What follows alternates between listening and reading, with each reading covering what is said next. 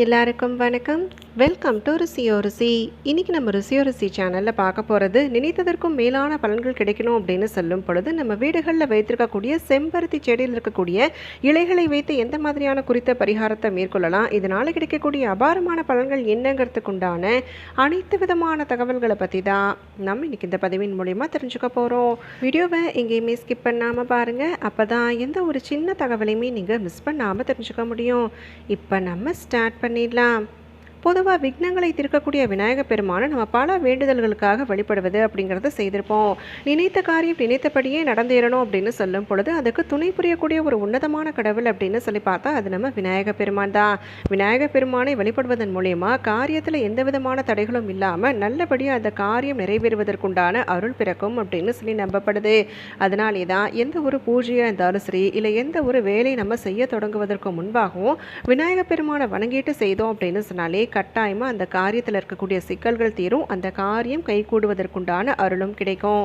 அப்படி அந்த விநாயகர் பெருமானுக்கு செம்பருத்தி இலைகளை சாற்றி வழிபாடு மேற்கொள்வதன் பலனா கட்டாயமாக நம்ம நினைத்ததற்கும் மேலான பலன்கள் கிடைக்கும் அப்படின்னு சொல்லி நம்பப்படுது. இப்படி இந்த செம்பருத்தி இலை வைத்து செய்ய வேண்டிய ஒரு சில முக்கியமான விஷயங்களும் எந்த குறித்த நாளன்னைக்கு மேற்கொள்ளும் பொழுது மகத்தான பலன்களானது கிடைக்கப்பெறும் அப்படிங்கிறதையும் பார்த்துக்கலாம். நீங்கள் வீடுகளில் செம்பருத்தி செடி வைத்திருக்கிறீங்க அப்படின்னு சொல்லும் பொழுது அதில் இருக்கக்கூடிய இலைகளை பயன்படுத்துவது அப்படிங்கிறத செய்துக்கோங்க. ஒருவேளை செடி இல்லை அப்படின்னு சொல்கிறவங்க அக்கம் பக்கத்து வீடுகளில் இருக்கக்கூடிய செடிகளில் இருக்கக்கூடிய இலைகளை எடுத்து செய்யலாமா அப்படின்னு கேட்டால் கட்டாயம் தவிர்த்து கொள்ளணும். பொதுவான இடங்கள்ல இருந்து இருக்கக்கூடிய செம்பருத்தி செடியில் இருக்கிற இலைகளை பயன்படுத்துவது அப்படிங்கிறத செய்துக்கலாம். இப்போ எடுத்துக்காட்டுக்கு அருகாமையில் பார்க் இருக்குது அப்படின்னு சொன்னால் அந்த பார்க்கில் செம்பருத்தி செடி இருக்குது அப்படின்னு சொல்லும் பொழுது அதில் இருக்கக்கூடிய இலைகளை பறித்து கொள்வது அப்படிங்கிறத செய்துக்கோங்க. ஒருவேளை அந்த மாதிரி இல்லைன்னு சொன்னால் கூட கோவில்களுக்கு செல்லும் பொழுது கோவிலில் இருக்கக்கூடிய அந்த நந்தவனம் அப்படிங்கிற இடத்துல இருக்கக்கூடிய செடிகளில் இருக்கக்கூடிய இலைகளை எடுப்பது அப்படின்னாலும் செய்துக்கலாம். எந்த இடத்துல இருந்து இலையை எடுத்தாலும் சரி அளவோடு பயன்படுத்துங்க. இதர காரியங்களுக்காக எடுக்க வேண்டாம். இந்த குறித்த நினைத்த காரியம் நடக்கணும் அப்படிங்கிறதுக்காகவே இந்த இலைகளை பயன்படுத்துவது அப்படிங்கிறது செய்துக்கலாம். இப்போ வீடுகள் அல்லாத வெளியிடங்களில் இலைகளை பறித்து செய்யக்கூடியவங்க ஒரு டம்ளர் அளவாவது தண்ணீர் விட்டுட்டு அதுக்கப்புறமா நீங்கள் இலைகளை பறித்து பரிகாரம் மேற்கொள்வது அப்படிங்கிறத செய்துக்கோங்க. இப்போ நம்ம நினைத்த காரியம் ஈடேறணும் அப்படின்னு சொல்லும் பொழுது அந்த நினைக்கக்கூடிய விஷயம் பார்த்தீங்க அப்படின்னா ஒன்று தொழில் சார்ந்த முன்னேற்றம் வேணும் அப்படிங்கிற அந்த நினைப்போடு நம்ம இந்த பரிகாரத்தை மேற்கொள்ளலாம். அப்படி இல்லைன்னா வீட்டில் நல்ல ஒரு முன்னேற்றம் வேணும், பண பற்றாக்குறை இருக்கக்கூடாது அப்படிங்கிற அந்த நினைப்போடு இந்த பரிகாரத்தை மேற்கொள்வது அப்படிங்கிறத செய்துக்கலாம். எக்காரணம் கொண்டும் அடுத்தவர்கள் அழியணும், அடுத்தவர்கள் தாழ்ந்து போகணும் அப்படிங்கிற நினைப்போடு பரிகாரம் மேற்கொள்ளாதீங்க. நியாயமான வேண்டுதல்களை முன்வைத்தால் மட்டும்தான் இந்த பரிகாரம் நமக்கு நிச்சயமான பலன்களை பெற்றுத்தரும். சரி, இந்த பரிகாரத்துக்கு இலை தேவை அப்படிங்கிறத தெரிஞ்சுக்கிட்டோம் இல்லைங்களா? எந்த நாள் அன்னைக்கு செய்யணும் அப்படின்னு கேட்டிங்கன்னா செவ்வாய்க்கிழமை நாட்களில் மேற்கொள்வது அப்படிங்கிறத செய்துக்கலாம். இல்லை விநாயகர் பெருமானுக்கே உகந்த திதி அப்படின்னு சொல்லப்படக்கூடிய சதுர்த்தி திதி நாட்களில் மேற்கொள்வது அப்படிங்கிறத செய்துக்கலாம். இப்போ நம்ம கிழமை என்னன்னு தெரிஞ்சுக்கிட்டாச்சு, நம்ம எந்த இலையை பயன்படுத்தணுங்கிறத தெரிஞ்சுக்கிட்டாச்சு இல்லைங்களா? இப்போ எத்தனை இலை தேவை அப்படின்னு கேட்டிங்கன்னா 9 இலைகளை பயன்படுத்துவது அப்படிங்கிறத செய்யணும். காலை நேரத்திலே பறிப்பது அப்படிங்கிறத செய்துக்கோங்க. வீட்டில் இருந்தாலும் சரி, இல்லை வெளியிடத்தில் இருந்தாலும் சரி, செம்பருத்தி செடியிலிருந்து இலைகளை ஒன்று காலை நேரத்தில் பறிப்பது அப்படிங்கிறத செய்யணும். இல்லை மாலை விளக்கேற்றுவதற்கு முன்பாக பறித்து வைத்துக் கொள்வது அப்படிங்கிறத செய்துக்கோங்க. இந்த பரிகாரம் செய்வதற்கு உகந்த நேரம் அப்படின்னு சொல்லி பார்த்தீங்கன்னா மாலை விளக்கேற்றக்கூடிய சமயத்தில் தான் இந்த பரிகாரம் செய்ய போகிறோம். இலைகளை பறிச்சதுக்கு அப்புறமா அதை சுத்தமான தண்ணீரில் கழுவுவது அப்படிங்கிறத செய்துட்டு கொஞ்சமும் ஈரம் இல்லாத மாதிரி துடைத்து எடுத்துக்கொள்வது அப்படிங்கிறத செய்து இது எல்லாமே நல்லா ஞாபகம் வச்சுக்கோங்க. ஒன்று செவ்வாய்க்கிழமை நாட்களில் இல்லை சதுர்த்தி திதி நாட்களில் மேற்கொள்வது அப்படிங்கிறத செய்யணும். சுத்தப்படுத்தின இலைகள் இருக்கு இல்லைங்களா, அதில் கொஞ்சம் பன்னீரை விட்டு நல்லா நம்ம சந்தனத்தோடையோ இல்லை மஞ்சளோடையோ நல்லா சேர்த்து குழைத்து ஒரு மாதுளம் குச்சி கிடைக்கும் அப்படின்னு சொன்னாலோ, இல்லை உங்களுடைய மோதிர விரல் இருக்கு இல்லைங்களா, வலது கை மோதிர விரல் இருக்கு இல்லைங்களா, அதை பயன்படுத்தியோ நம்ம ஒவ்வொரு செம்பருத்தி இலையிலையுமே ஓம் அப்படின்னு எழுதுவது அப்படிங்கிறத செய்யணும். இப்படி நம்ம செய்ததுக்கு அப்புறமா அந்த இலைகளில் இருக்கக்கூடிய சந்தனமோ இல்லை மஞ்சளோ நல்லா காய வைப்பது அப்படிங்கிறது செய்துட்டு இப்போ நம்ம பூஜை அறையில் இந்த குறித்த பரிகாரம் செய்யக்கூடிய நாளின் பொழுது அது செவ்வாய்க்கிழமையாக இருந்தாலும் சரி, சதுர்த்தியாக இருந்தாலும் சரி, விநாயகர் பெருமானுடைய திருவுருவ படத்திற்கு முன்பாக நெய் தீபம் ஏற்றுவது அப்படிங்கிறத செய்யணும். அதே மாதிரி இந்த குறித்த பரிகாரம் செய்யக்கூடிய நாளின் பொழுது விநாயகர் பெருமானுக்கு பிடித்த நைவேத்தியங்கள் அப்படின்னு சொல்லப்படக்கூடிய சர்க்கரை பொங்கல், இல்லைனா சுண்டல், கொழுக்கட்டை, அவல், பொரி, இதில் ஏதாவது ஒன்று நீங்கள் கட்டாயம் செய்து வைத்து வணங்கணும். இப்படி நம்ம எழுதின இந்த செம்பருத்தி இலைகள் இருக்குது பார்த்தீங்களா, அதை நம்ம விநாயகர் பெருமானுடைய நாம நாமங்களை சொல்லி அந்த இலைகளால் அர்ச்சிப்பது அப்படிங்கிறத செய்துக்கலாம். முதல்ல 9 முறை விநாயகப் பெருமானுடைய நாமங்களை சொல்லி அர்ச்சித்து தொடர்ந்து வரக்கூடிய நாமங்கள் அனைத்தையுமே நீங்கள் மலர் கொண்டு அர்ச்சிப்பது அப்படிங்கிறத செய்துக்கோங்க.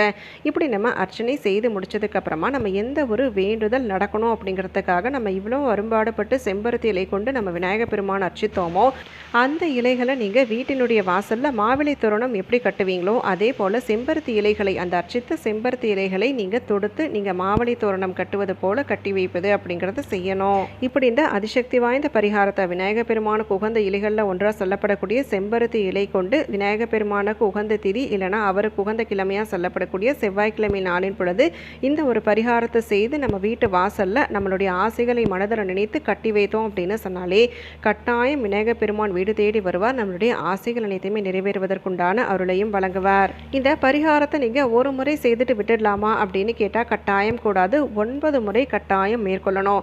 அந்த 9 முறை அப்படின்னு சொல்லும் பொழுது ஒரு செவ்வாய்க்கிழமை நாளில் தொடங்கியவங்க தொடர்ந்து வரக்கூடிய 9 செவ்வாய்க்கிழமைகள் செய்துக்கலாம். பெண்கள் செய்யும் பொழுது நடுவில் ஏற்படக்கூடிய மாதவிடாய் பிரச்சனையின் பொழுது அந்த கிழமையை மட்டும் விட்டுருங்க. அந்த வாரத்தை ஒரு நாள் கணக்கில் எடுத்துக்காமல் தொடர்ந்து நீங்கள் 9 வாரங்கள் அப்படின்னு சொல்லி கணக்கில் வைத்து நீங்கள் மேற்கொள்வது அப்படிங்கிறது செய்துக்கோங்க. இப்போ சதுர்த்தி திதி நாட்களை தேர்வு செய்தவங்க தேய்பிறை சதுர்த்தி வளர்பிறை சதுர்த்தி அப்படின்னு சொல்லிட்டு தொடர்ந்து நீங்கள் 4.5 மாத காலம் செய்து கொண்டே வரணும். ஏன்னா மாதத்தில் 2 முறை நமக்கு சதுர்த்தி வரும். நீங்கள் தேய்பிறையில் ஆரம்பித்தாலும் சரி வளர்பிறையில் ஆரம்பித்தாலும் சரி நீங்கள் தொடர்ந்து நீங்கள் 9 சதுர்த்தி திதி நாட்கள் இதே முறையில் நீங்கள் வழிபாடு மேற்கொண்டாலே கட்டாயமாக உங்களுடைய ஆசைகள் அனைத்துமே நிறைவேறும்.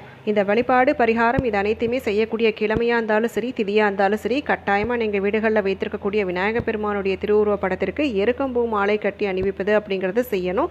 அது மட்டும் இல்லாமல் ஒவ்வொரு வாரமும் பார்த்தீங்கன்னா இப்போ முதல் வாரம் நீங்கள் எருக்கம்பூ மாலை கட்டி அணிவித்தா அடுத்த வாரம் அருகம்புல் மாலை, அதுக்கு அடுத்த வாரம் வெட்டிவேர் மாலை, இப்படி ஒவ்வொரு வாரமும் விநாயகப் பெருமானுக்கு பிடித்தவைகளை கொண்டு நீங்கள் மாலையாக கட்டி அணிவிப்பது அப்படிங்கிறது செய்துக்கணும்.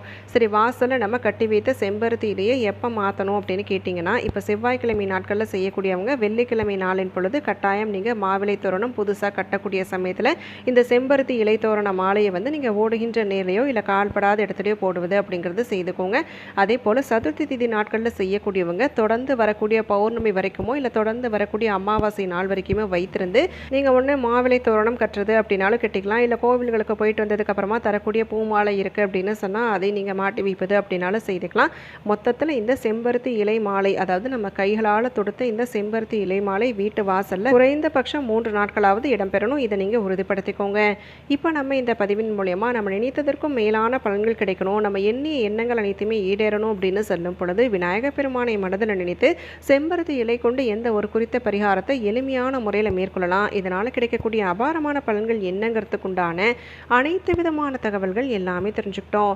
இப்படி இந்த பதிவின் மூலயமா நீங்கள் தெரிஞ்சுக்கிட்ட விஷயங்கள் கட்டாயம் உங்களுக்கு பயனுள்ளதாக அமைந்திருக்குன்னு சொல்லி நினைக்கிறேன். அப்படி பயனுள்ளதாக இருக்கக்கூடிய பட்சத்தில் உங்களுடைய ஃப்ரெண்ட்ஸ் அண்ட் ஃபேமிலிக்கும் தவறாமல் ஷேர் பண்ணுங்கள். அவங்களும் இந்த தகவல்கள் அனைத்தையுமே பார்த்து பயன்பெறட்டும். மறுபடியும் நாளைக்கு ஒரு அட்டகாசமான பதிவோடு உங்களை நான் சந்திக்கிறேன். அது வரைக்கும் நன்றி, வணக்கம்.